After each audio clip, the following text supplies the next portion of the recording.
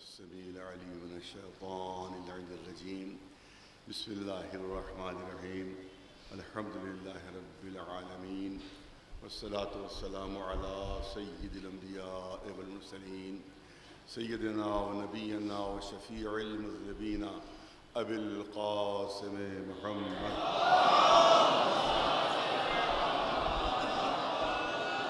وأهل بيته الطيبين الطاهرين المعصومين. أما بعد، فقد قال الله سبحانه تبارك وتعالى في كتابه المبين وهو أصدق الصادقين: أولم ير الذين كفروا أن السماوات والأرض كانتا رتقا ففتقناهما وجعلنا الماء من كل شيء حي أفلا يؤمنون. صلوات محمد.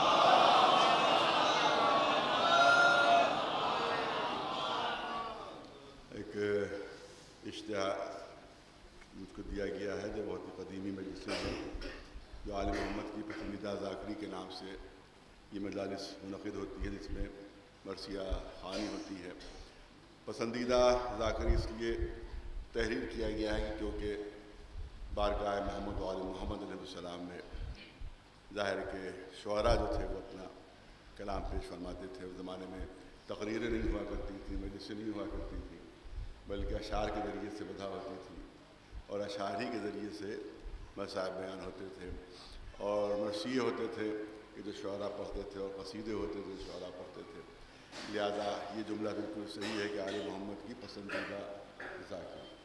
اور لکھنؤ وہ شہر ہے کہ جو صرف مرثیوں کی وجہ سے عالمی ادب میں جس کا نام ہے، صرف مرثیوں، وہ بھی جناب مرزا دبیر اور جناب امیر انیس، ان دو کے مرثیے ہیں جس کی وجہ سے ہندوستان میں اور لکھنؤ کا جو ہے وہ عالمی ادب میں نام آیا ہے.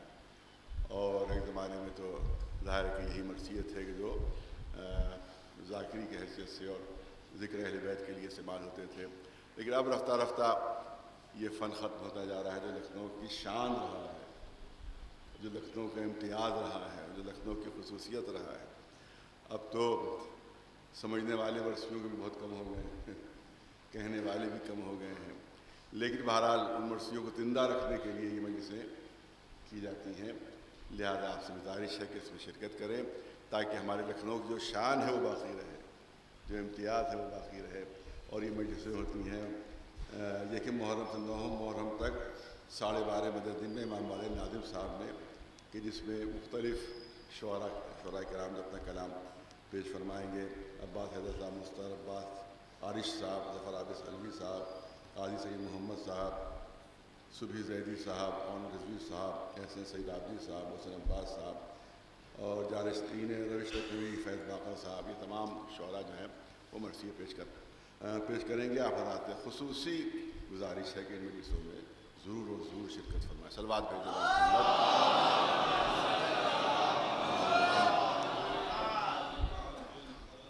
ظاہر کہ آیہ کریمہ جو میں نے ان کو زبان بیان قرار دیا ہے وہ بظاہر ہمارے کچھ لوگوں کو یہ ہو سکتا ہے کہ بالکل نہیں ہو، لیکن یہ کہ صرف ایک نمونے کے طور پر میں نے اس آیت کو پیش کیا ہے.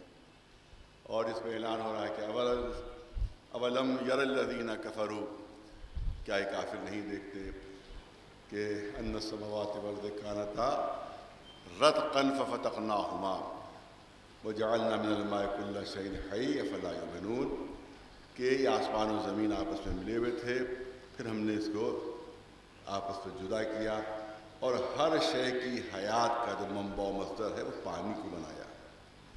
افلا یؤمنون، کیا اب بھی تو ایمان نہیں لاؤ گے؟ اس آیہ کریمہ کے ذیل میں انشاءاللہ بیانات رہیں گے. میں نے کہا یہ آیہ کریمہ نمونتاً صرف پیش کی گئی، ورنہ ایسی آیتیں قرآن مجید میں بہت ہیں کہ جس کے ذریعے سے آج کے جدید علوم جو ہیں وہ قرآن مجید میں آ جائیں. اور انشاءاللہ کوشش یہ رہے گی کہ ہمارے چہارنا معصوم علیہ السلام کے ذریعے سے جو علوم کی خدمت ہوئی ہے وہ پیش کی جائے اور جو قرآن مجید کے ذریعے سے علوم دنیا تک پہنچے ہیں وہ پیش کیے جائیں. کیونکہ آج کا زمانہ علم کا زمانہ ہے، آج کا زمانہ فکر کا زمانہ ہے، آج کا زمانہ سائنسی معلومات کا زمانہ ہے، آج کا زمانہ ترقی کا زمانہ ہے. لہذا اس لحاظ سے ہم کو پیش کرنا ہوگا ان مجلسوں میں کہ جن چیزوں تک دنیا آج پہنچی ہے وہ آج سے 1400 سال پہلے قرآن مجید میں بیان کر چکا ہے، محمد و آل محمد میں بیان کر چکا ہے۔ یہ سلوات ہے اور اسی لیے ہم یہ مانتے ہیں کہ اللہ نے 2 معجزے دیے ہیں رسول کو، 2 معجزے دیے ہیں، ایک معجزہ نہیں ہے، یا یوں کہا جائے کہ ایک ہی معجزے کے 2 رخ ہیں۔ معجزہ ایک ہے لیکن رخ 2 ہیں، معجزہ ایک ہے مگر پہلو 2 ہیں۔ قرآن ایک ہے مگر انداز الگ الگ ہے، ایک قرآن صامت ہے، ایک قرآن ناطق ہے۔ قرآن صامت وہ ہے جو 2 جلدوں کے اندر ہے، اور قرآن ناطق اہل بیت علیہ السلام ہے۔ صلوات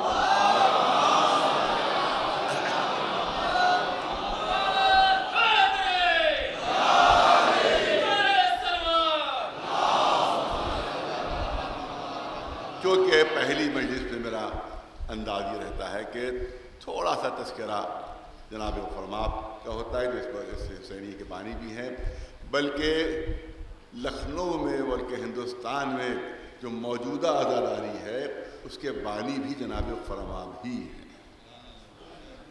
یہ تاریخ سے ثابت ہے، یہ نہیں کہ میں کیونکہ خاندان سے تعلق رکھتا ہوں لہذا میں بیان کر رہا ہوں، نہیں، تاریخ سے ثابت ہے کہ اس سے پہلے عزاداری ہوتی تھی، سنی حضرات بھی عزاداری کرتے تھے، شیعہ حضرات بھی عزاداری کرتے تھے، مگر شیعہ حضرات کی عزاداری بالکل ویسی ہی ہوتی تھی کہ جیسے ہمارے سنی بھائی عزاداری کرتے، آج بھی کرتے ہیں ویسے ہی، کہ ڈھول اور تاشے اور اس کے بعد اور تمام چیزیں وہاں پر پہلوانی کے کرتب بھی ہوتے ہیں اور تمام اور چیزیں بھی ہوتی ہیں کہ جو آج بھی جلوسوں میں آپ ان کے دیکھ سکتے ہیں۔ تو اسی انداز سے شیعوں کے جلوس بھی اٹھتے تھے اور شیعہ میں شریک ہوتے تھے۔ عام طور سے شیعہ تقیے میں رہتے تھے، زیادہ تر شیعہ جو تھے، شاید اکا دکا شیعہ ہوں گے جو ظاہر کر دیتے ہوں گے، ورنہ عموماً شیعہ تقیے میں رہتے تھے۔ جناب فرماپ کے زمانے سے شیعوں میں اتنی طاقت پیدا ہوئی کہ وہ تقیے کے پردے سے باہر آ کر کھلے عام اپنے کو شیعہ کہتے ہیں، پھر کھلے عام اپنی شیعت کا اظہار کرے۔ لہذا انہیں نے یہ جو مراسم اعزاز آج ہم کو نظر آ رہے ہیں، یہ جناب فرماپ ہی کے انٹروڈیوس کیے ہوئے ہیں۔ یہ تابوت، یہ ذوالجناح، یہ اس طرح کے علم، یہ اس طرح کے تعزیے، یہ جتنے بھی ہیں یہ جناب فرماپ ہی نے اس کو انٹروڈیوس کیا ہے۔ تو اس کا مطلب یہ ہے کہ جہاں علمی خدمات ان کے ہم کو ملتے ہیں، وہاں عزاداری میں بھی ان کی بنیادی خدمات ہمیں مل رہے ہیں۔ صلوات بھیج دیں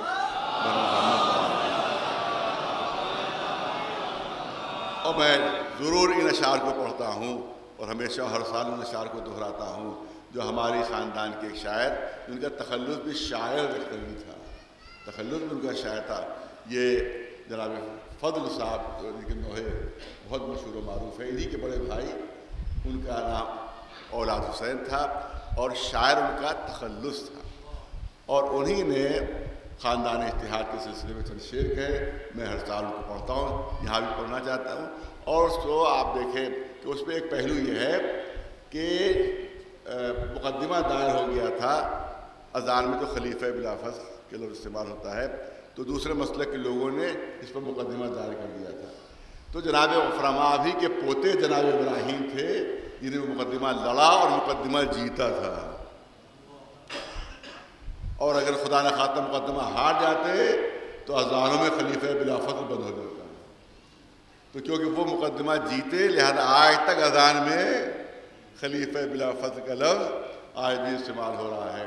لہذا شاید یہ آج سے تقریباً 80 سال پہلے انہوں نے اشعار کہے تھے، اس کا اندازہ ہے کہ 80 سال پہلے انہوں نے اشعار کہے تھے، جس کو میں اس سے پہلے بھی عرض کر چکا ہوں، لیکن آج کی مجلس میں بھی عرض کرنا چاہتا ہوں کہ وہ کہتے ہیں کہ 150 سال سے یکساں ثمر افشاں ہے یہ باغ۔ خاندان اتحاد کے لیے کہہ رہے ہیں کہ 150 سال سے یکساں ثمر افشاں ہے یہ باغ، بزم و ساقی تو بدلتے رہے بدلا نایاب، نہ دبے اپنے پرایوں سے کبھی اپنے دماغ، اور روشنی لیتے رہے میرے چراغوں سے چراغ۔ یہ بھی تاریخی حقیقت ہے کہ ہندوستان میں جتنے بھی علمی بس ظاہر کہ پوری دنیا میں یہ مجلس جا رہی ہے، بہت اہمیت ہے اس کی، پوری دنیا دنیا میں مجلس جاری ہے، لہٰذا اطمینان سے اس منبر سے کہنا چاہتا ہوں کہ ہندوستان میں جتنے بھی علمی خالوادے ہیں وہ سب کے سب شاگرد ہیں جناب غفران آپ کے، کسی نہ کسی پہلو سے، کسی نہ کسی صورت سے، کسی نہ کسی انداز سے وہ سب کے سب شاگرد ہیں خاندان غفران آپ کے۔ اسی لیے وہ کہہ رہے ہیں کہ 150 سال سے یکساں صبر افشا ہے باپ، بزم و ساقی تو بدلتے رہے بدلا نایاب، نہ کبھی نہ دبے اپنے پرایوں سے کبھی اپنے دماغ، روشنی لیتے رہے میرے چراغوں سے چراغ، یہ بھی کہہ دوں کہ شرف میرا رہے گا کب تک۔ اور سنیے آخری شعر، یہ بھی کہہ دوں کہ شرف میرا رہے گا کب تک، آئے آواز بلا فضل عزا میں جب تک۔ ایک سلوات بھیجے بلند آواز، ایک سلوات بلند آواز۔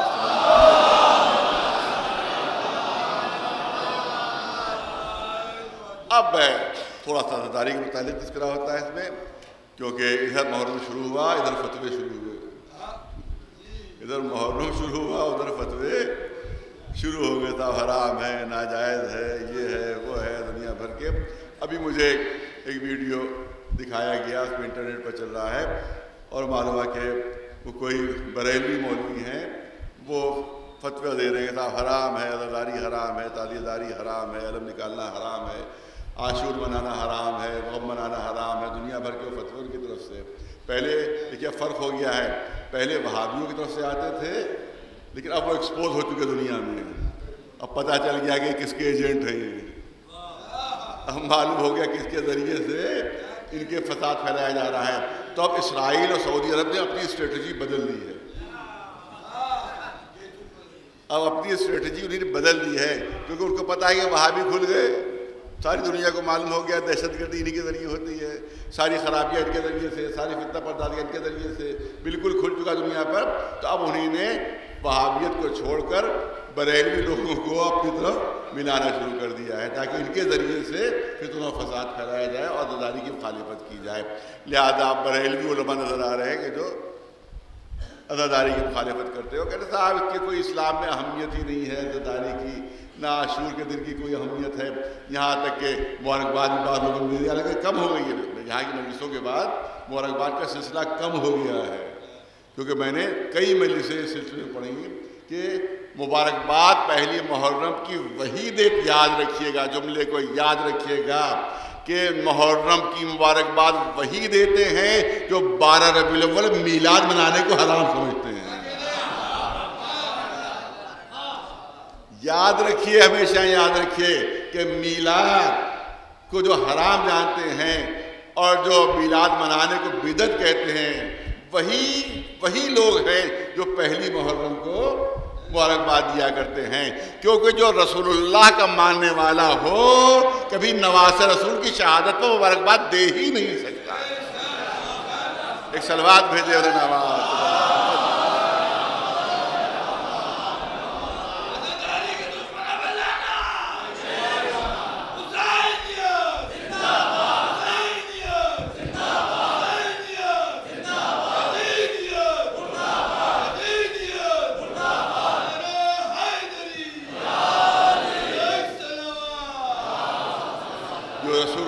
چاہنے والا ہو، جو رسول اللہ پر جان دینے والا ہو، جو حضور سے محبت کرنے والا ہو، جو عاشق رسول اللہ ہو، ممکن ہی نہیں کہ نواز رسول کی شہادت کے اوپر وہ مبارکباد دے، کیونکہ مبارکباد سے ہم کو تکلیف نہیں پہنچ رہی ہے، رسول کو اذیت پہنچ رہی ہے،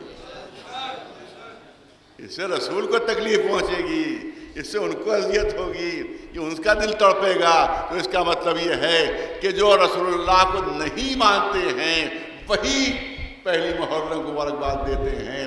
تو اگر تمہیں ثابت کرنا ہے کہ رسول اللہ کو ماننے والے ہو تو اپنی اس بدعت کو چھوڑو کہ جو تم پہلی محرم کو کیا کرتے ہو۔ ایک صلوات بھیجے محمد وہ بدعت ہے مبارکباد دینا۔ وہ کہہ رہے صاحب قرآن میں تذکرہ عزاداری کا نہیں ہے، لہذا کیسے آپ کی عزاداری، سب عزاداری کو چھوڑو۔ آپ یاد رکھیں کہ قرآن مجید میں کوئی چیز بھی کھل کر بیان نہیں کی گئی ہے، کوئی چیز بھی کھل کر بیان نہیں کی گئی ہے۔ اگر آپ ہر چیز قرآن مجید سے ڈھونڈیں گے تو میں نے کسی مجلس میں عرض کیا تھا کہ 2 رکعت نماز نہیں پڑھ سکتے۔ قرآن مجید کو خالی اگر آپ بنیاد بنائیں تو 2 رکعت نماز نہیں، کوئی مسلمان 2 رکعت نماز نہیں پڑھ سکتا اگر صرف قرآن مجید سے ڈھونڈنا چاہے، وہ صرف قرآن مجید سے، کیونکہ قرآن میں کوڈ ورڈز ہیں، خالی قرآن میں صرف اشارے ہیں، قرآن میں صرف اجمال ہے، تفصیل رسول اللہ کے اوپر چھوڑی گئی ہے کہ وہ تفصیل بتائیں۔ اجمال کی تفصیل محمد و آل محمد بتاتے ہیں، قرآن کے کوڈ کو ڈی کوڈ محمد و آل محمد کیا کرتے ہیں۔ ایک صلوات بھیجے مولانا آباد۔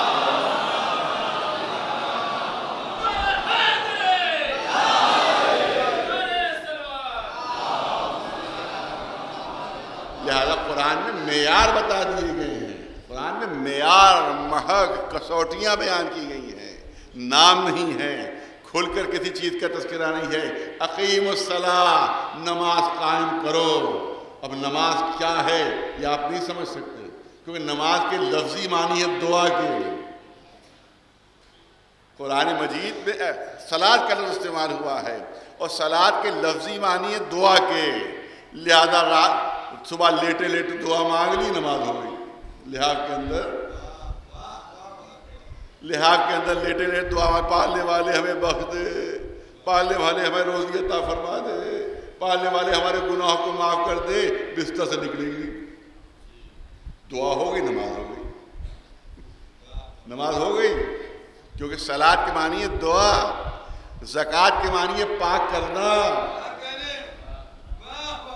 لہذا لے کے آئے نوٹ بینک سے، نل کھولا، اس میں وہ نوٹ جو ہے آپ نے پاک کر لیا، زکوٰۃ ادا ہو گئی، زکوٰۃ ادا ہو گئی، کیونکہ زکوٰۃ کے معنی ہے پاک کرنا۔ حج کے معنی ہے قصد و ارادہ۔ حج کے کیا معنی ہے؟ قصد کرنا اور ارادہ کرنا۔ صرف ارادہ کر لیا حج پر جانے کا، حج ہو گیا۔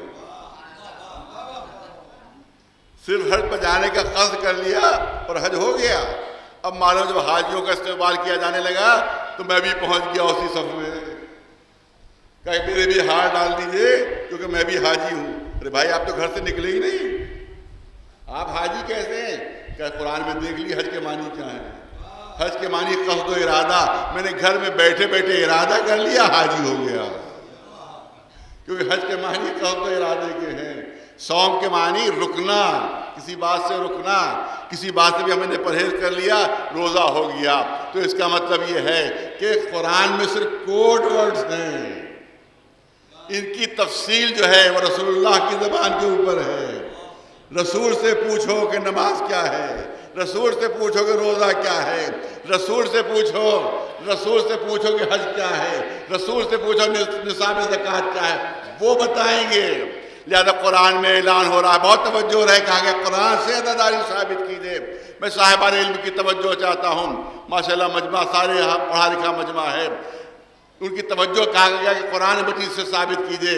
میں ایک آیت پیش کرنا چاہتا ہوں، اعلان ہو رہا ہے کہ ذکرہم بایام اللہ۔ اے رسول، آپ کی ذمہ داری یہ ہے کہ آپ اپنے اصحاب کو، مسلمانوں کو ایام اللہ کی یاد دہانی کرائیں، اللہ کے دنوں کی یاد دہانی کرائیں، اللہ کے دنوں کی۔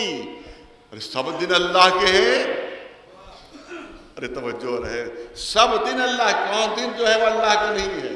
یہ کون سے دن ہیں کہ جن کے لیے رسول کو تاکید کی جا رہی ہے کہ آپ یاد دہانی کرائیے ان کی؟ ارے خود بھی یاد بنائیے، دوسروں سے بھی کہے کہ یاد بنائیں۔ ذکرہم، خود بھی یاد بنائیے، دوسروں کو بھی تاکید کیجیے یاد بنائیں۔ اور اس کے بعد وہ جملہ اس سے ثابت ہوتا ہے، لِكُلِّ فِي ذَلِكَ آیات لِكُلِّ صَبَّارٍ شَکُور۔ توجہ چاہتا ہوں، ایام اللہ کی یاد بنائیے، ایسے دن، اللہ کے ایسے دن جس میں بڑے بڑے صابروں کے لیے اور بڑے بڑے شکر گزاروں کے لیے اللہ نے نشانیاں رکھ دی ہیں۔ جو چاہو گے صلوات بھیج دے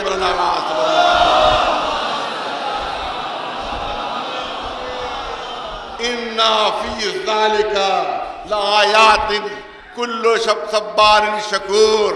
ارے یہ ایام اللہ وہ ہیں کہ جس میں تمام بڑے بڑے صبر کرنے والوں کے لیے اور بڑے بڑے شکر کرنے والوں کے لیے عبرت کی نشانیاں ہیں، درس ہیں، درس ہیں۔ کس کے لیے درس؟ سب سے زیادہ صبر کرنے والا صبار جو ہے وہ ایگزیجریشن کا ہے۔ صبار ایک ہے صابر، ایک ہے صبار۔ صابر صبر کرنے والا، صبار بہت زیادہ صبر کرنے والا۔ شکور بھی مبالغہ کا صیغہ ہے۔ شاکر شکر کرنے والا، شکور بہت زیادہ شکر کرنے والا۔ یعنی وہ ایسے دن ہیں کہ بڑے بڑے صابروں کے لیے اس میں درس ہے، وہ دن ایسے ہیں کہ بڑے بڑے شکر گزاروں کے لیے ان میں شکر کا پہلو ہے، پوری توجہ رہے۔ تو مجھے یہ بتائیے کہ یہاں پر نام نہیں لیا جا رہا ہے، کون دن؟ اللہ معیار بتاتا ہے۔ ارے توجہ رہے صاحبان فہم ہے، اللہ معیار بتاتا ہے کہ معیار میں بتا دیتا ہوں، ان معیار پر خود تم پرکھو کہ وہ دن کون سے دن ہو سکتے ہیں جو بڑے بڑے صابروں کے لیے جس میں درس عبرت ہو، بڑے بڑے شکر کرنے والوں کے لیے جس میں نشانیاں ہوں۔ تو اس کا مطلب یہ ہے کہ یہ انہی کے لیے پوری توجہ رہے، یہ دن وہی دن ہو سکتا ہے کہ جس میں سب سے زیادہ مصیبتیں پڑی ہوں۔ ارے توجہ رہے، جن میں سب سے زیادہ مصیبتیں پڑی ہوں اور جس میں سب سے زیادہ صبر کا مظاہرہ کیا گیا ہو۔ تاریخ انسانیت میں کوئی ہمیں ایسا دن ڈھونڈنا ہوگا۔ ارے توجہ رہے، تاریخ انسانیت میں صاحبان علم کی توجہ چاہ رہا ہوں، جو کہا جاتا ہے قرآن سے ثابت کیجئے۔ قرآن اعلان کر رہا ہے کہ ایسے ایام اللہ کو یاد دلائیے کہ جس پہ بڑے بڑے صبر کرنے والوں کے لیے نشانیاں ہیں، درس ہے، اور بڑے بڑے شکر گزاروں کے لیے نشانیاں اور درس ہیں۔ تو اس کا مطلب یہ ہے کہ صبار کے لیے وہی دن نشانی ہو سکتا ہے کہ جس میں سب سے زیادہ صبر کا مظاہرہ کیا گیا ہو، اور یہ وہی دن ہو سکتا ہے کہ جس میں سب سے زیادہ مصیبتیں پڑی ہوں۔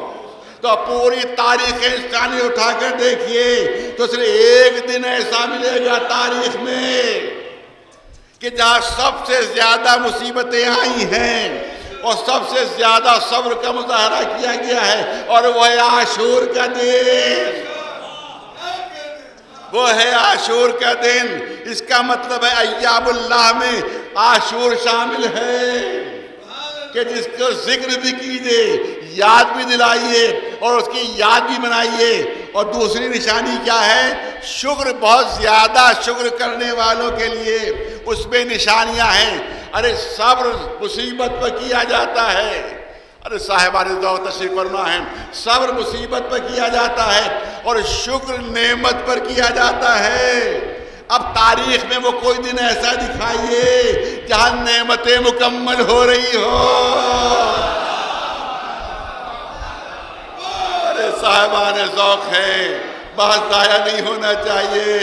صبار کے لیے صبر کا دن وہ ہو سکتا ہے جس میں سب سے زیادہ مصیبتیں پڑی ہوں، اور زیادہ شکر کرنے والوں کے لیے نشانی وہ دن ہو سکتا ہے جہاں نعمتیں تمام ہوئی ہوں۔ عاشور کا دن وہ دن ہے جہاں سب سے زیادہ صبر کیا گیا، کیونکہ سب سے زیادہ ایک دن نے مصیبتیں پڑیں، اور تاریخ میں ایک دن وہ نظر آتا ہے کہ جہاں اللہ اپنی نعمتیں مکمل کر رہا ہے۔ الیوم اکملت لکم دینکم واتممت علیکم نعمتی، ہم نے اپنی ساری نعمتوں کو تمام کر دیا ہے۔ تو اس کا مطلب ہے کہ ایک دن ہے عاشور کا دن، دوسرا دن ہے غدیر کا دن۔ ایک صلوات محمد والے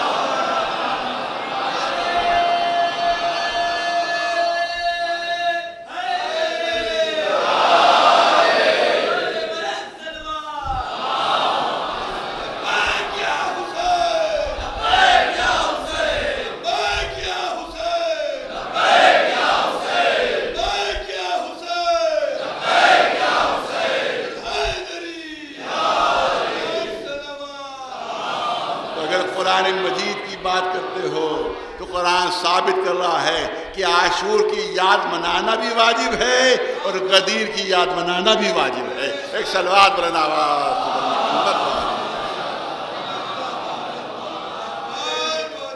اب میں نے کہا کہ ہلکا سا موضوع کی طرف اشارہ ہو جائے کہ قرآن مجید اور اہل بیت کے کلام، اور حقیقت یہ ہے کہ دونوں کا سورس ایک ہے. جو سورس قرآن مجید کا ہے وہی سورس علوم اہل بیت کا ہے. نہیں، اپنی طرف سے کوئی بات نہیں، اپنی طرف سے کوئی بات نہیں.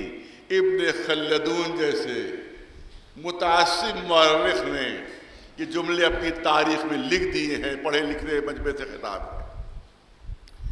ابن خلدون جیسے متعصب مورخ نے اپنی تاریخ میں جملے مجبور ہو کر لکھے ہیں. دشمن اہل بیت ہے مگر مجبور ہو کر لکھ رہا ہے کہ جو سلسلہ سند اہل بیت نے قائم کیا وہ سلسلہ سند کوئی قائم نہ کر سکا. جو سلسلہ سند اہل بیت نے قائم کر دیا وہ سلسلہ سند کوئی قائم نہ کر سکا. جب بھی کسی سے پوچھا گیا کہ آپ کو علم کہاں سے ملا، اس نے کسی صحابی کا نام بتایا، دوسرے نے کسی صحابی کا نام بتایا، تیسرے نے کسی صحابی کا نام بتایا، چوتھے نے کسی صحابی کا نام بتایا. پھر کسی سے پوچھا گیا، اس نے کہا فلاں زوج رسول سے حاصل ہوا، کہا فلاں زوج رسول سے حاصل ہوا، فلاں زوج رسول سے حاصل ہوا. کسی نے پوچھا یہ علم کہاں سے ملا، کہا فلاں تابعی سے حاصل ہوا. صحابہ کے بعد جو نسل ہے وہ تابعی کہلاتی ہے. جنہوں نے صحابہ جنہوں نے رسول کو دیکھا ہو وہ صحابہ کہلاتے ہیں، جنہوں نے صحابہ کو دیکھا ہو وہ تابعی کہلاتے ہیں. یا اصطلاح بچے معلوم کر لیں کہ جنہوں نے صحابہ کو دیکھا وہ تابعی کہلاتے ہیں، جنہوں نے رسول کو دیکھا وہ صحابی کہلاتے ہیں، اور جنہوں نے تابعی کو دیکھا وہ تبع تابعی کہلاتے ہیں. لہذا اب کسی سے پوچھا گیا کہ آپ کو علم کہاں سے حاصل ہوا، کہا صاحب فلاں تابعی سے حاصل ہوا، فلاں تابعی سے حاصل ہوا. آپ کو علم کہاں سے حاصل ہوا، فلاں تبع تابعی سے حاصل ہوا.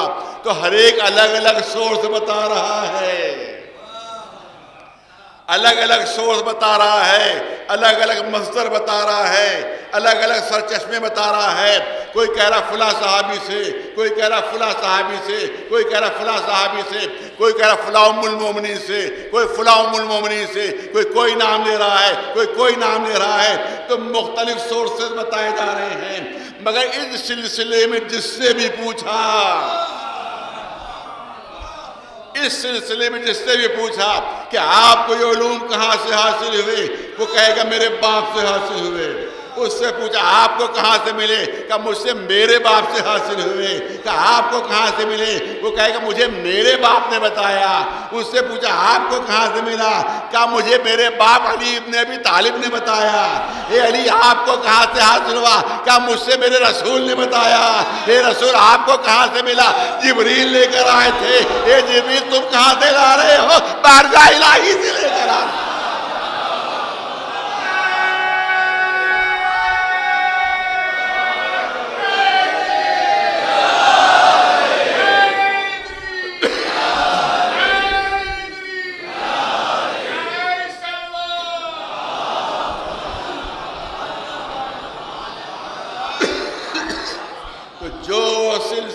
سند قرآن مجید کا ہے وہی سلسلہ سند اہل بیت کا ہے. جو سورس قرآن مجید کا ہے وہی سورس اہل بیت کا ہے.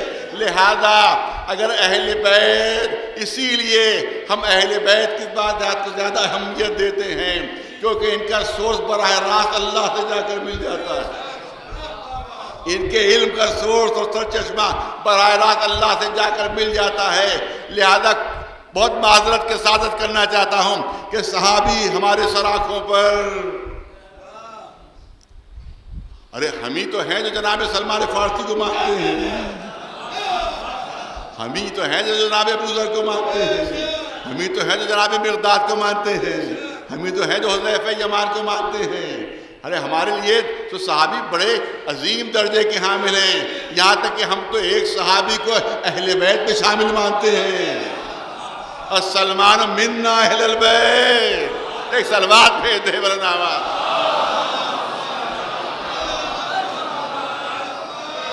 اور ایک جملہ کسی خطیب کا ہے، میرا جملہ نہیں ہے، لہذا میں پہلے ہی بتا دوں، دوسرے خطیب ایک ہیں، ان کا یہ جملہ ہے جو میں یہاں پہ پیش کرنا چاہتا ہوں۔ اور بہت بڑی حقیقتوں الزام پر یہ لگایا جاتا ہے کہ ہم اصحاب کو برا کہتے ہیں، اصحاب کو نہیں مانتے ہیں، اصحاب کو برا بھلا کہتے ہیں۔ تو ان کا وہ جملہ مرحوم ہو گئے، وہ شہید ہو گئے، ان کا یہ جملہ ہے، انہوں نے فرمایا تھا کہ نہیں، بات بالکل غلط ہے، ہم نے نہ کسی صحابی کو برا کہا۔ ان کا جملہ سن لیجئے، نہ کسی صحابی کو کبھی برا کہا، نہ کبھی کسی برے کو صحابی کہا۔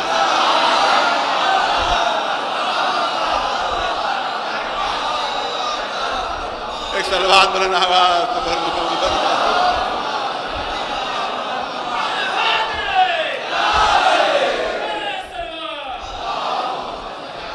یہی ہمارا عقیدہ ہے، یہی ہمارا عقیدہ ہے، نہ کبھی کسی صحابی کو برا کہا ہے، نہ کبھی کسی برے کو صحابی کہا ہے، کیونکہ صحابی برا نہیں ہو سکتا اور کوئی برا صحابی نہیں ہو سکتا۔ ایک صلوات بھیج دے ورنہ۔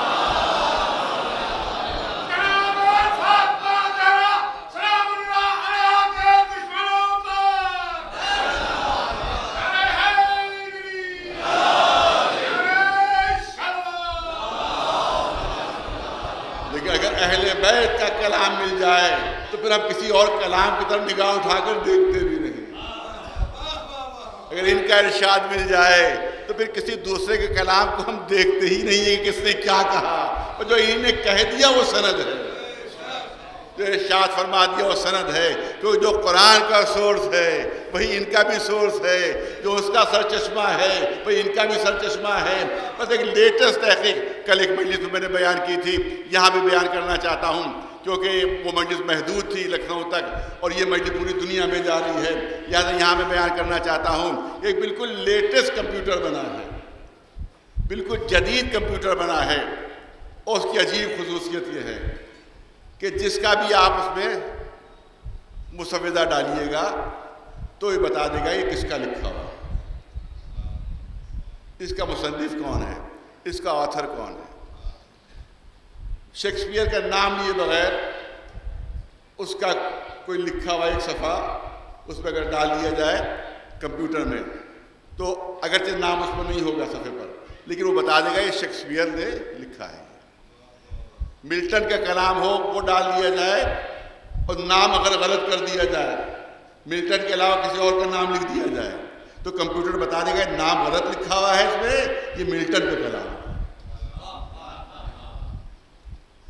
اقبال کے اشعار ڈال دیے جائیں، نام نہ لکھا جائے، وہ بتا دے کمپیوٹر کے اقبال کے اشعار ہیں۔ غالب کے اشعار ڈال دیے جائیں، شاعر کا نام نہ ہو، وہ بتا دے گا غالب کے اشعار ہیں۔ بیر کے اشعار ہیں، وہ ڈالے جائیں اس کمپیوٹر میں، وہ پوچھا جائے کس کے اشعار ہیں، وہ کہہ دے گا میر کے اشعار ہیں۔ ایک مصرع غالب کا ہو، دوسرا مصرع میر کا، وہ ڈال دیا جائے شعر، وہ کمپیوٹر بتا دے گا کہ ایک مصرع غالب کا ہے، ایک مصرع میر کا ہے، دونوں مصروں کے خالق الگ الگ ہیں۔ ایسا وہ کمپیوٹر میں اس میں ہے کہ اس میں جو ہر ایک کا وہ اسلوب جانتا ہے، وہ اس کو اس میں فیڈ کر دیا گیا ہے، لہذا کوئی بھی کلام اس میں ڈالا جائے وہ بتا دے گا کہ آتھر کون ہے۔ شاعر کے کلام میں ڈالا جائے وہ بتا دے گا شاعر کون ہے، نثر ڈالی جائے وہ کہہ دے گا، بتا دے گا کہ اس نثر کا آتھر کون ہے۔ تو اسی کمپیوٹر میں قرآن مجید ڈالا گیا اور اسی کمپیوٹر میں نہج البلاغہ کو ڈالا گیا۔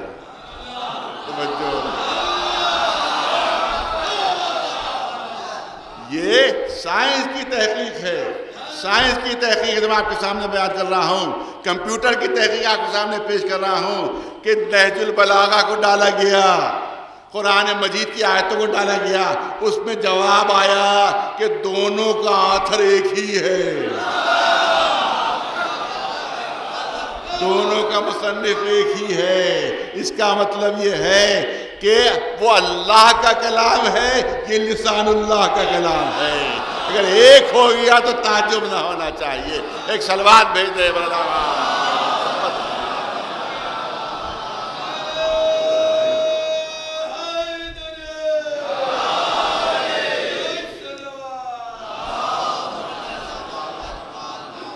ایک مجلس کا اعلان ہے کہ حسینی آستی میں شیعہ سنی اتحاد کے مد نظر ہم نے سلسلہ قائم کیا ہے کہ ہمارے امام باڑوں میں اہل سنت ذاکرین اور علماء جو ہیں خطاب فرمائیں. لہذا 2 سال سے یہ سلسلہ جاری ہے. 2 سال سے 1 سال سے جاری کہ امام باڑہ آستی میں جناب صوفی خطیب اہل سنت مولانا شبیر علی وارث صاحب جو کلکتے سے تشریف لے آئے ہیں وہ خطاب فرمائیں گے. آج سے کچھ اسلحہ شروع ہو جائے گا. لہذا حضرات سے شرکت کی بھرپور اپیل ہے کیونکہ یہ بڑا امام باڑہ ایسا ہے کہ جس میں لوگ کم جاتے ہیں. اس کی وجہ سے گورنمنٹ کو افسروں کو اس پر قبضہ کرنے کا موقع مل جاتا ہے. اگر آپ کو بھرپور تعداد وہاں جایا کرے تو پھر ان کو یہ موقع نہ ملے گا. لہذا کہ بھرپور تعداد میں وہاں آپ جائیں. شریک مقصد یہ ہے کہ وہاں زیادہ تعداد میں لوگ جائیں. اور مجلسیں ماشاء اللہ ان کی بہت کامیاب ہوئی ہیں. اب تک آپ نے سنی ہوگی ان کی مجلسیں. کوئی فرق نہیں کر سکتا کہ شیعہ ذاکر پڑھ رہا ہے یا سنت ذاکر پڑھ رہا ہے، بلکہ میں یوں کہنا چاہیے کہ جو چیزیں شیعہ نہیں پڑھ پاتے وہ پڑھ دیتے. لہذا ان مجلسوں میں آپ حضرات ضرور شرکت فرمائیں.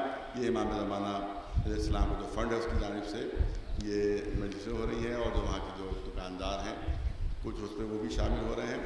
اور فنڈ کے سلسلے میں بھی اپیل ہے کہ اس سلسلے میں آپ حضرات تعاون فرمائیں. صلوات بھیجیں بر محمد.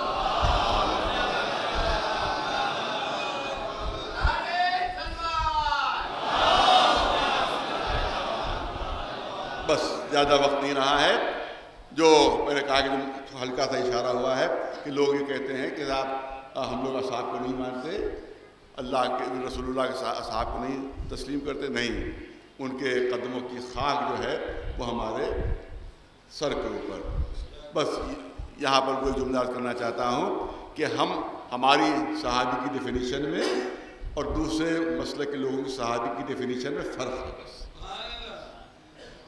ان کی ڈیفینیشن میں اور ہماری ڈیفینیشن میں تھوڑا فرق ہے، جس کی وجہ سے انہیں غلط فہمیاں ہو جاتی ہیں کہ ہم اصحاب کو نہیں مانتے. وہ جو بھی رسول کے پاس ہو اس کو صحابی مانتے ہیں. جو بھی رسول کے پاس ہو اس کو صحابی مانتے ہیں. ہم جو پاس ہو اس کو صحابی نہیں مانتے، جس کو رسول کا پاس ہو اسے صحابی مانتے ہیں. ایک صلوات بھیجے مولانا. یہ تھوڑا سا فرق ہے ڈیفینیشن کا، جس کی وجہ سے یہ غلط فہمیاں پیدا ہو جاتی ہیں. بنیادی فرق ہے، بس غور کر کے اور اپنی بات کو مکمل کرو. بنیادی فرق ہے اہل بیت میں اور اصحاب رسول اللہ. ایک بنیادی فرق پیش کر دوں جس سے کوئی انکار نہیں کر سکتا. تمام تاریخیں گواہ ہیں. میں نے کہا اصحاب ہمارے سر آنکھوں پر، مگر فرق ہے اہل بیت میں اور اصحاب میں. بنیادی فرق ہے اہل بیت اور اصحاب میں. اور وہ فرق کیا ہے؟ وہ فرق یہ ہے کہ صحابی وہ ہے کہ جب قرآن کی آیت نازل ہوتی ہے تو عمل کرتا ہے. ارے توجہ چاہ رہا ہوں آپ حضرات کی. صحابی وہ ہے کہ جب قرآن کی آیت نازل ہوتی ہے تو عمل کرتا ہے. اور اہل بیت وہ ہیں کہ جب یہ عمل کرتے ہیں تو قرآن کی آیت نازل.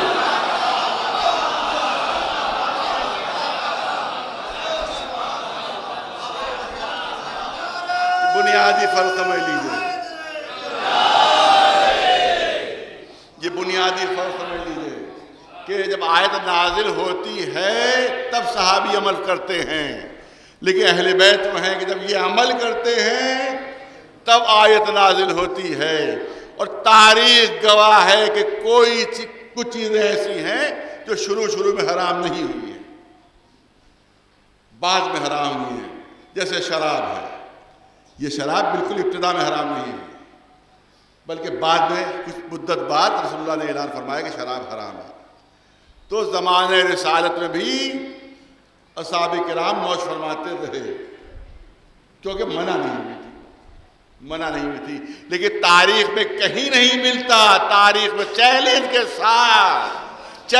کے ساتھ بات ہو رہی ہے. تاریخ میں کہیں نہیں ملتا کہ جو چیزیں بعد میں حرام ہوئی ہوں وہ کبھی اہل بیت نے استعمال کی ہوں۔ اصحاب میں مل جاتا ہے کہ ان چیزوں کا استعمال جو بعد میں حرام ہوئی، لیکن اہل بیت میں کہیں نہیں ملتا کہ بعد میں حرام ہوئی ہوں پہلے اہل بیت نے ان کو کبھی استعمال کیا ہو۔ نہیں، کہیں تاریخ میں نہیں ملے گا۔ اب شراب حرام ہو گئی، شراب حرام ہو گئی، مسلمانوں شراب کو چھونا بھی نہیں، شراب کو چھونا بھی نہیں۔ اب دیکھیے اسی میں ایک درس ہے جو پیش کرنا چاہتا ہوں، لیکن ظاہر ہے کہ اب جو لوگ زیادہ کم پینے کے عادی تھے ان کو آسانی تھی چھوڑنے کی۔ کسی سگریٹ والے سے جو زندگی بھر سگریٹ پیتا ہو اور اس کے بعد وہ ایک سگریٹ سے دوسری سگریٹ سلگاتا رہتا ہو، اس سے ایک دم سے کہ یہ سگریٹ چھوڑ دو تو اس کے لیے بڑی مشکل پیش آ جائے گی کہ کیسے سگریٹ چھوڑے، کبھی نہ کبھی وہ پی لے گا وہ عادتاً وہ۔ لہذا اب جن کو زیادہ عادت نہیں تھی ان کو آسانی ہو گئی چھوڑنے میں، لیکن جو پیکڑ تھے ان کے لیے تو بڑی دقت تھی کہ وہ کیسے چھوڑے۔ لہذا اللہ کی طرف سے منع، رسول اللہ کی طرف سے منع، ایک مسجد کی طرف سے رسول اللہ۔ آج بھی وہ مسجد موجود ہے، تفسیر میں بھی موجود ہے بات، تاریخ میں بھی یہ موجود ہے بات جو عرض کرنا چاہتا ہوں آپ کے سامنے، اور آج بھی وہ مسجد موجود ہے کہ جو اسی نام سے منسوب ہے۔ رسول اللہ ادھر سے گزرے، دیکھا کچھ اصحاب کرام وہاں تشریف فرما ہے۔ اب جیسے ہی ان کو خبر ہوئی کہ رسول پاس سے گزر رہے ہیں تو کچھ وہ نوش فرما رہے تھے کہ یہ رسول اندر نہ آ جائے، جلدی سے گڑھا تھا کہ وہاں شہر میں اس میں ساری شراب انہوں نے اڑیل دی۔ رسول اللہ اندر داخل ہو گئے، دیکھا صاحب کرام موجود ہیں، آپ حضرات کیا کر رہے تھے یہاں پر، کس عمل میں آپ یہاں پر جو عمل انجام دے رہے تھے؟ کہا یا رسول اللہ ہم لوگ سرکہ پی رہے تھے۔ تمام شیعہ سنی تاریخ میں موجود ہے، یہ نہ کہیں سمجھیے گا کہ میری طرف سے بیان ہو رہا ہے۔ سرکار ہم سرکہ پی رہے تھے۔ کہا اچھا وہ گڑھے میں سے نکالیے جو چیز آپ نے ڈالی اس میں، گڑھے میں جو چیز آپ نے ڈالی وہ لے لیے میرے آنے سے پہلے، اس کو تو نکالیے تھوڑا سا۔ اب جو نکالا اور رسول کی خدمت میں پیش ہوا تو واقعاً سرکہ تھا۔ توجہ ہے، توجہ ہے، وہ واقعاً بڑا درس ہے، بہت بڑا درس ہے، واقعاً وہ سرکہ تھا۔ رسول نے مسکرا کر کہا پی تو آپ کچھ اور رہے تھے۔ ارے توجہ ہے، پی تو آپ کچھ اور رہے تھے، لیکن میرے آتے وقت آپ نے کیونکہ سچے دل سے توبہ کی۔ لیکن یہ ہے سچا صحابی، سچے دل سے جو توبہ کی تو اللہ نے آپ کی توبہ کی بدولت اس شراب کو سرکے میں تبدیل کر دیا۔ ایک صلوات بھیج دے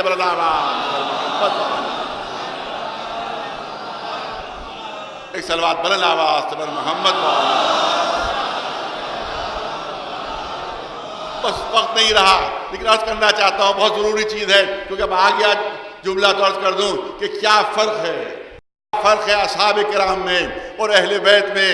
جب آیت نازل ہوتی ہے تو ان کا عمل ہوتا ہے۔ اہل بیت وہ ہیں کہ جب ان کا عمل ہوتا ہے تو آیت نازل ہوتی ہے۔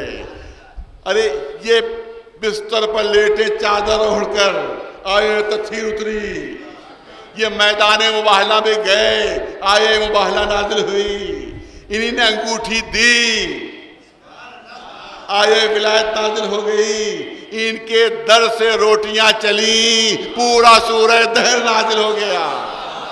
ایک صلوات بھیجے بلند آواز۔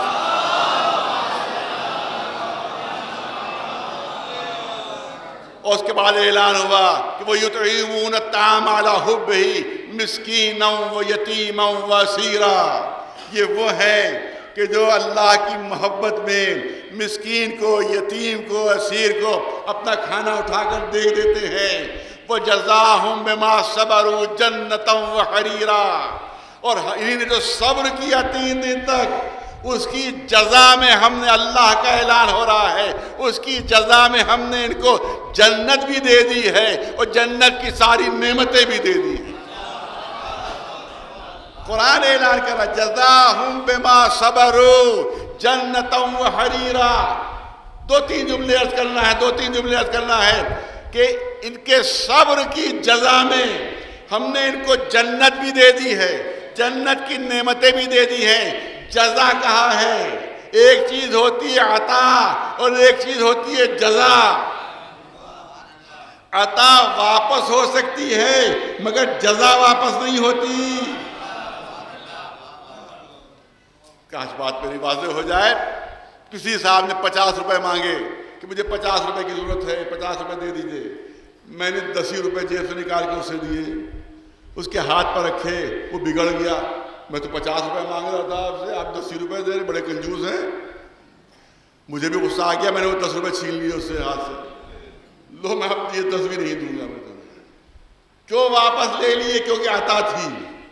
ارے توجہ رہے, عطا واپس لی جا سکتی ہے لیکن جزا واپس نہیں لی جا سکتی.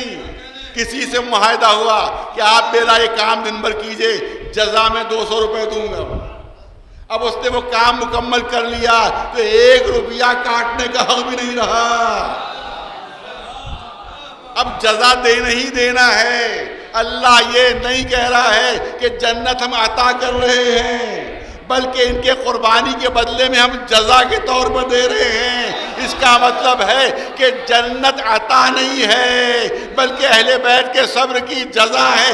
اب اللہ بھی اہل بیت سے جنت واپس نہیں لے سکتا. ایک صلوات بلند آواز تو محمد والے. بس توجہ رہدت کرنا چاہتا ہوں صاحبان, آخری جملے سن لیجیے. ہر عمل جنت کے لیے ہو رہا ہے. نمازیں کیوں پڑھ رہے ہو؟ جنت کے لیے. روزے کیوں رکھ رہے ہو؟ جنت کے لیے. تمام اعمال جنت کے لیے. ملا جنت بانٹ رہا ہے, فلاں عمل کرو جنت ملے گی, فلاں عمل کرو جنت ملے گی. ارے پہلے یہ بھی تو دیکھ لو کہ جنت ملکیت کس کی ہے.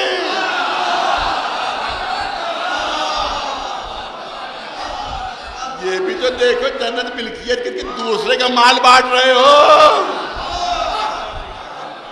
توجہ ہے, دوسرے کا مال بانٹ, پرائے مال پر یا حسین جو محاورہ ہے, دوسرے کا مال بانٹ رہے ہو. ہم خریدنے گئے مکان, کہا کہ صاحب آپ مکان بیچ رہے ہیں, میں خریدنا چاہتا ہوں. کہا میں مکان بیچ رہا ہوں. کہا بیچ تو رہے ہیں آپ, دستاویز بھی ہے, ملکیت کے کاغذات بھی ہیں.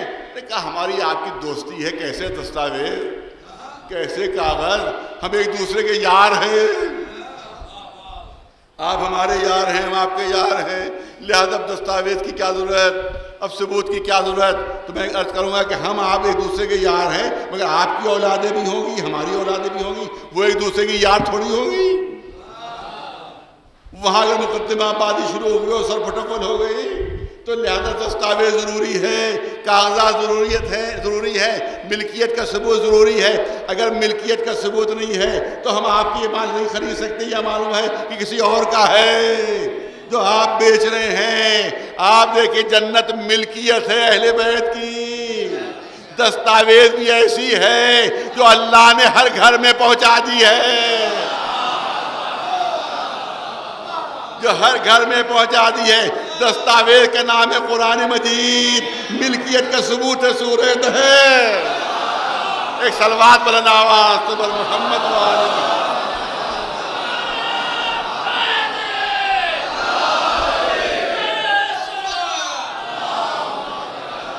اہل بیت توجہ, بہت جرأت کے جملے ہیں جو آخر میں عرض کرنا چاہتا ہوں, اگرچہ وقت نہیں رہا لیکن 2 جملے بہت ضروری ہیں, بہت ضروری. اگرچہ بہت جرأت کے جملے ہیں مگر بہت ضروری جملے ہیں. اہل بیت کی ملکیت ہے جنت, کیونکہ روٹیاں انہی نے دی ہیں, روزے انہی نے رکھے ہیں, ان روزوں میں رسول شامل نہیں ہے. ارے توجہ چاہوں گا, دل پر نقش کر لے میری بات, دل پر لکھ لے میری بات. ان روزوں میں رسول شامل نہیں ہے. کسی روایت میں نہیں کہ رسول نے بھی روزہ رکھا تھا, کسی روایت میں نہیں ہے کہ رسول نے بھی روٹیاں دی تھیں. روزے رکھنے والے اہل بیت, روٹیاں دینے والے اہل بیت, اسی کی جزا میں اہل بیت کو جنت مل رہی ہے, ملکیت کے بطور مل رہی ہے. لہذا بہت توجہ رہے, اب رسول کا نام لے کر اگر کوئی جنت جانا چاہے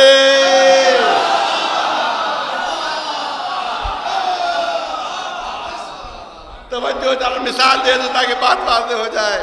میں کسی باغ کے بارے میں مجھے معلوم ہوا، بڑا خوبصورت باغ، جو فلاں میرے دوست ہیں ان کا وہ باغ ہے. میں وہاں پہنچ گیا، وہاں محافظ موجود تھا. میں نے پھل توڑنا چاہا، اس نے روکا.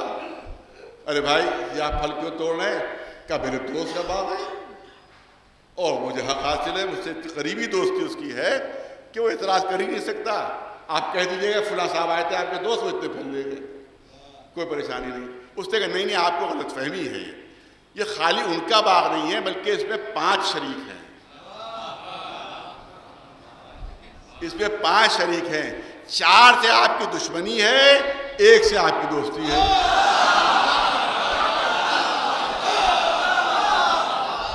پوری توجہ رہے. 4 سے آپ کی دشمنی ہے، 1 سے دوستی ہے. وہ 4 جو ہیں مالک وہ راضی نہیں ہوں گے کیونکہ آپ سے ان کی دشمنی ہے. 1 سے ہی تو دوستی ہے. تو مجھ کو ایک بہانہ سوجھ گیا. میں نے کہا کہ میں ان 4 جو جس سے دشمنی ہے ان کے حصے سے نہیں لوں گا، بلکہ جس سے یاری ہے اس کے حصے سے لے لوں گا. کہہ دینا کہ ان کے حصے سے کھایا ہے. وہ 5ویں صاحب جو ہیں وہ ان کے حصے سے کھایا ہے، لہذا ہم اس کے حصے سے کھا رہے ہیں.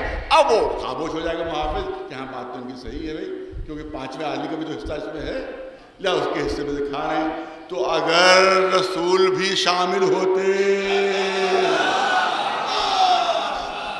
توجہ چاہتا ہوں، اگر رسول بھی شامل ہوتے تو ملا جنت پہ جانے لگتا.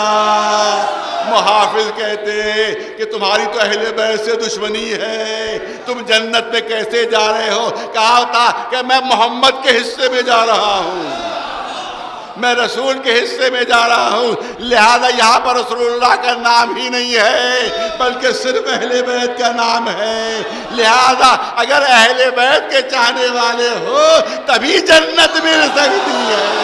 ایک صلوات پر نواز.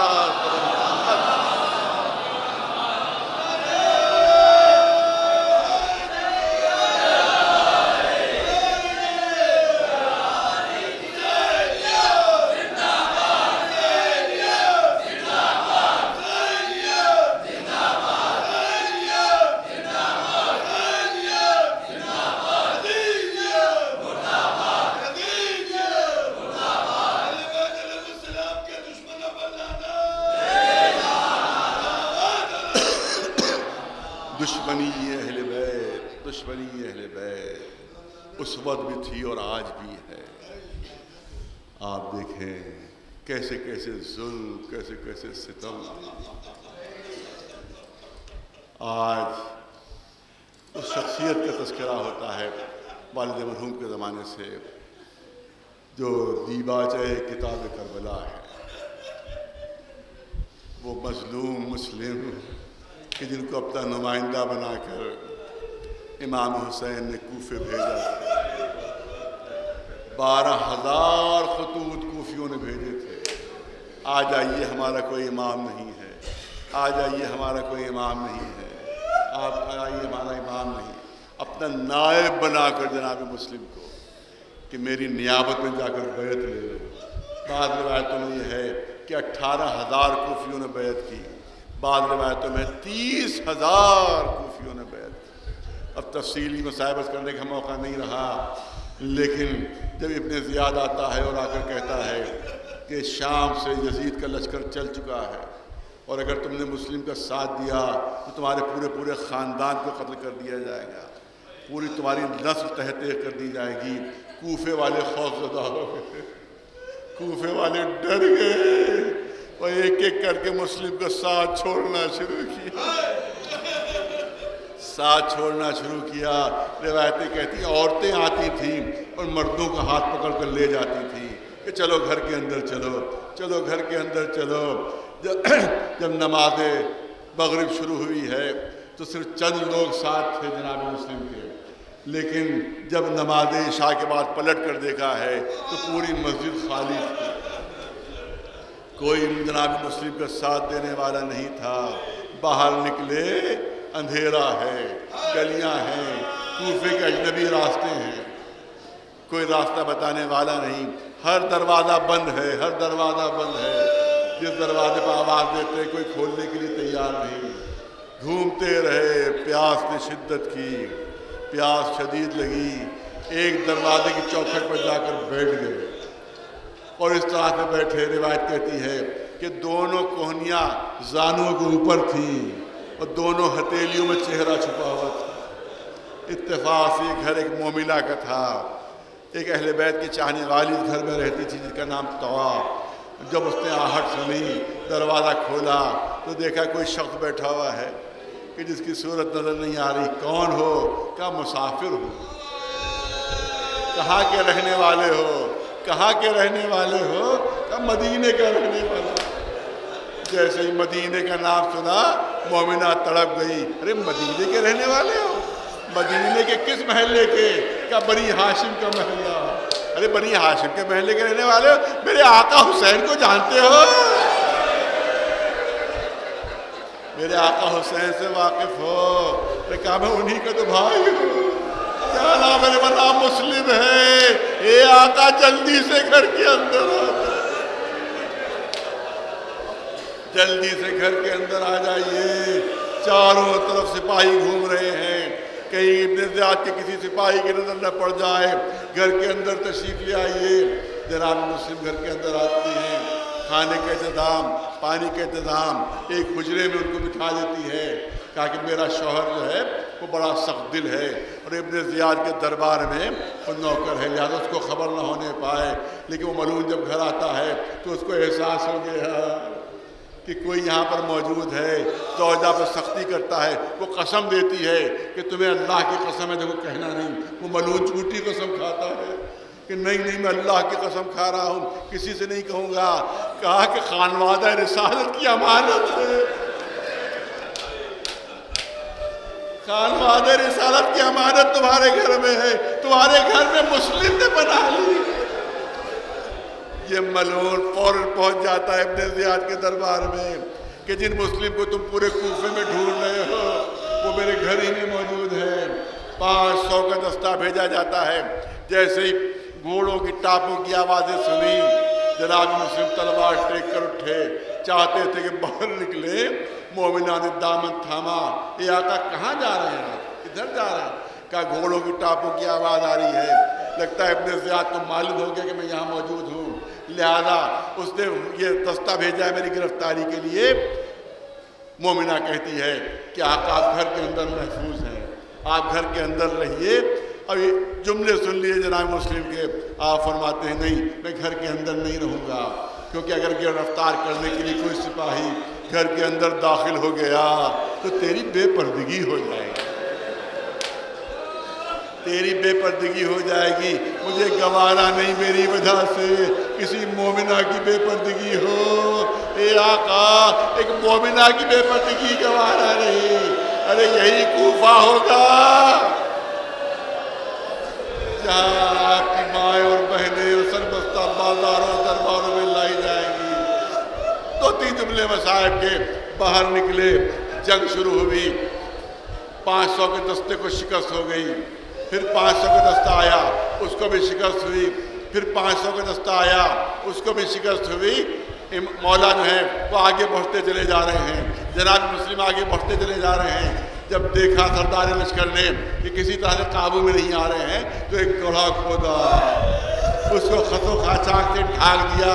جوش شجاعت میں آگے بڑھ رہے ہیں، گڑھے میں قدم پڑتے ہیں، آقا اس گڑھے میں گر جاتے ہیں، اوپر سے نیزوں کے ذریعے تلواروں کے ذریعے آقا کو شدید زخمی کر دیے، گرفتار کیے گئے۔ آقا گرفتار کیے گئے، دربار ابن زیاد میں پہنچے، سر اٹھا ہوا، سینہ تنا ہوا۔ ارے درباریوں نے کہا کہ تم نے امیر کو سلام نہیں کیا؟